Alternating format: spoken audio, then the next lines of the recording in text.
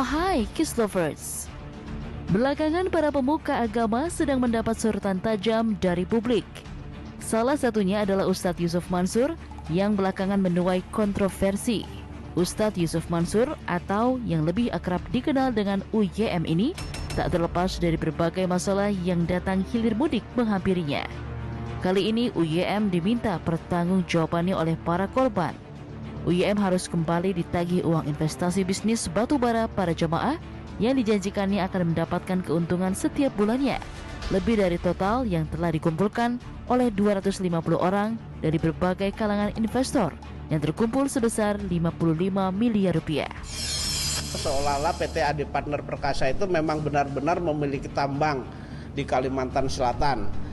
Kemudian setelah pulang dari Kalimantan Selatan itu secara perlahan tapi pasti Jamaah Masjid Darussalam meletakkan investasinya ke bisnis tambang itu. Kemudian setelah beberapa orang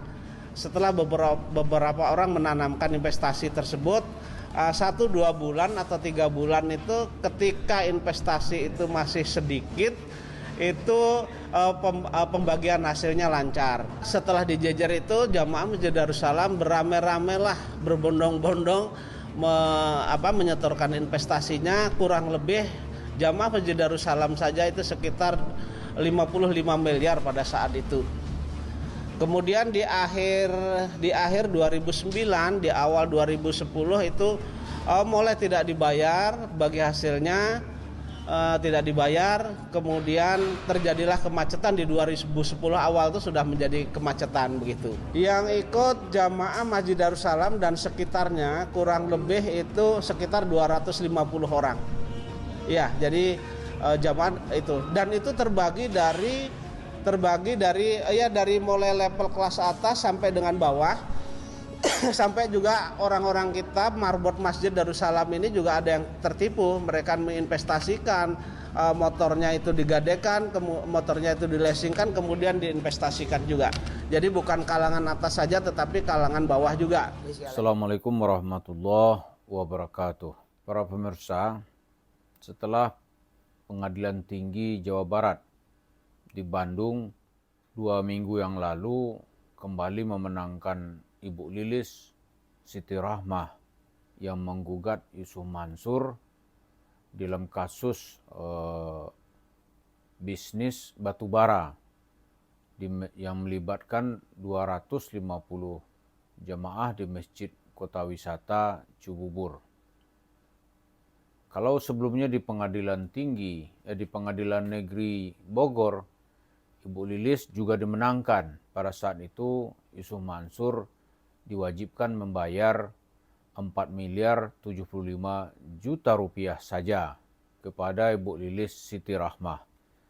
Tapi tidak Yusuf Mansur namanya kalau dia serta-merta membayar. Sebenarnya bukan hanya Yusuf Mansur yang membayar, dia tanggung renteng. Tanggung renteng itu yang digugat juga adalah Baitul Mal wa Tamwil Madani Kota Wisata.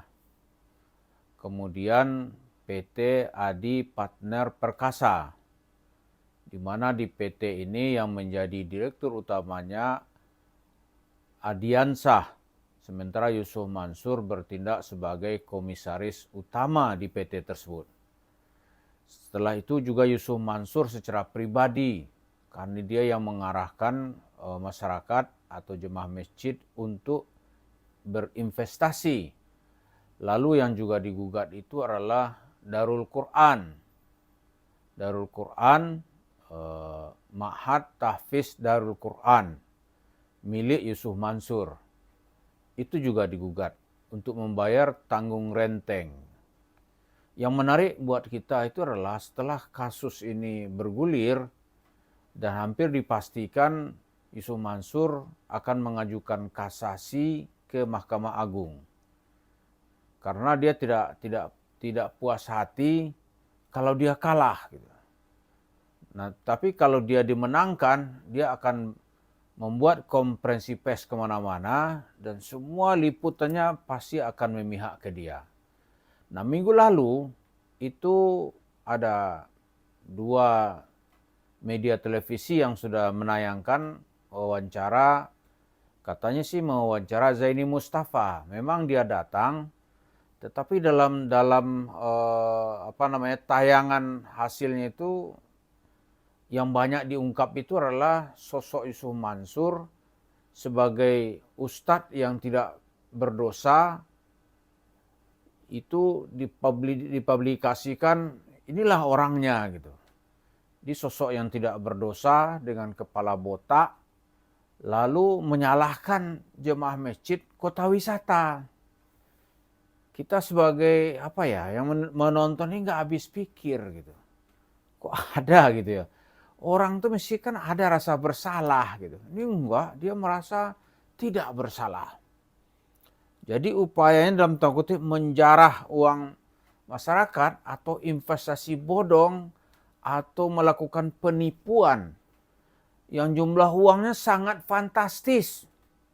Ya kan? 55 miliar. Ya untuk memainkan pasal hukum ya dia kasih katanya 1-2 bulan keuntungan, padahal tuh pasti uang itu juga yang diambil. Bisnis batubaranya hampir dapat dipastikan nggak ada. Karena itu sebenarnya Yusuf Mansur ini walaupun penampilannya itu seolah-olah tidak bersalah, sosok yang tenang seolah-olah tidak berdosa. Padahal itu 250 jemaah masjid kota wisata hampir aklamasi mengatakan ini penjahat. Penjahat ini. Tapi tampaknya bismillah. Yang nggak habis pikir lagi itu dia mengambil duit masyarakat pakai bismillah. Bawa nama Allah gitu. Itu kalau kita lihat, itu pencuri di pasar atau pencopet di pasar itu nggak pakai bismillah dia.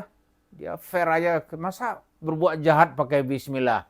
Tapi tidak begitu dengan Yusuf Mansur. Untuk mengelabui sosoknya, bismillah, bismillah ya akhi. Gitu. Pakai bismillah. Hebat sekali. Dia korbannya menjerit, dia pakai bismillah. Diajak untuk kembali dia nggak mau. Cobalah. Berani nggak datang ke masjid kota wisata, kumpulin jemaah sebagaimana dia meminta dulu tuh. Berani nggak? Itu yang kita lihat.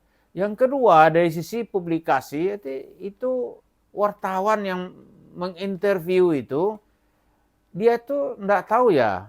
Mestinya kan ada pertanyaan-pertanyaan itu yang bernada kritis gitu. Ini nggak ada.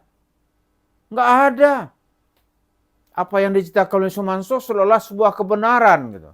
Nggak ada tuh pertanyaan yang membuat misalnya Yusuf Mansur harus menjawabnya dengan ekstra hati-hati. Nggak ada. Misalnya ya pertanyaannya, katakanlah wartawan sangat menghormatinya gitu. Saya dipanggil kalau itu kenapa Bapak tidak berani datang ke masjid kota wisata? Kan bisa. Lalu atau pertanyaannya 250 orang masa semuanya aklamasi merasa dirugikan atau dia menuduh Bapak sebagai yang telah menipu mereka gitu. Nggak ada tuh pertanyaannya. Karena memang ya kita tahu wartawan yang diajak itu atau yang menginterview itu adalah orang-orang yang sebelumnya sudah diseleksi. Karena itu dalam beberapa tempat misalnya dalam mempublikasikan Ma'had Darul Quran itu pertanyaan-pertanyaan ini yang nggak boleh ya. Diajak bilang ke wartawan nih, kamu nggak boleh nanya ini, nggak boleh nanya ini. Kalau nggak patuh besok-besok nggak diajak lagi, kira-kira gitu. Jadi nggak mandiri juga. Tapi bagi kita nggak peduli juga ya. Mau publikasinya positif kepada Yusuf Mansur, yang jelas ini orang pengecut. Dia berlindung di balik nama-nama Allah untuk modus operandinya. Modusnya gitu. Padahal tidak mungkin kan 250 orang bisa dikoordinir atau diseragamkan bahasanya gitu. Misalnya ya, kalau ada 250 orang mengatakan benar itu Yusuf Mansur, kami ini memang salah, itu lain ceritanya. Ini nggak ada tuh yang bilang Yusuf Mansur itu benar gitu. Semua bilang dia tuh nipu. Dan Yusuf Mansur pengecut. Kabur dia nggak berani dia datang-datang. Lalu uangnya kemana gitu. itu jemaah itu juga yakin uangnya itu digunakan, kalau dalam bahasa apanya nih, ini proses pencucian uang. Dia belikan ke tanah, lalu di sana dia bangun warung steak and shake. Itu keyakinan orang-orang itu gitu. Nah sekarang kalau Yusuf Mansur mau meniru langkah Gus Miftah, ya kan, dia itu harus kesatria gitu. Kesatria datangnya jemaah itu, berani nggak? Ini kan penipu aja nih, ngomongnya ngapain lu ke pengadilan? Kalah menang itu, kalau lu butuh duit datang ke rumahannya, datang dia kabur itu. Kabur ini. Jadi ada yang mengatakan biasanya orang pendek-pendek itu katanya, tapi ini tidak general. Itu memang akalnya banyak ya. Semangatnya kalau nipu itu, itu dia luar biasa. Apalagi background Yusuf Mansur itu kan dia 2 kali menjadi napi itu. Jadi dia sangat berpengalaman gitu. Jadi ceritanya seolah tampak sebagai sosok yang bersih dan tawadu, tidak berdosa, ditambah lagi kepalanya dibotakin. Itunya cerita omong kosong. Kalau berani ayo datanglah ke masjid kota wisata itu, cicil kalau perlu. Ini bayar 4 miliar tuh nggak mau, dia lebih baik bertarung di pengadilan. Gitu. Akhirat dah. Inilah yang terjadi. Tapi bisa nggak dia mempertanggungjawabkan itu beli tanah warung steak itu dari mana duitnya? Kan bisa diukur nanti kapan dia beli gitu kan? Kapan dia beli? Orang-orang satu tahu dia beli setelah dapat duit itu. Lalu di sana dia bangunlah, maka dia cingkrak-jingkrak, punya ratusan modal dari cara begitu gitu. Ya kan? Maka kita doakan juga ini usahanya nggak akan berkah. Kita doakan juga dia menghadapi hari-hari yang sulit. Didoakan oleh jemaah biar dia bangkrut sebangkrut-bangkrutnya gitu. Supaya mulutnya yang menipu-menipu itu bisa ditutup oleh kenyataan yang ada. Terima kasih. Assalamualaikum warahmatullahi wabarakatuh.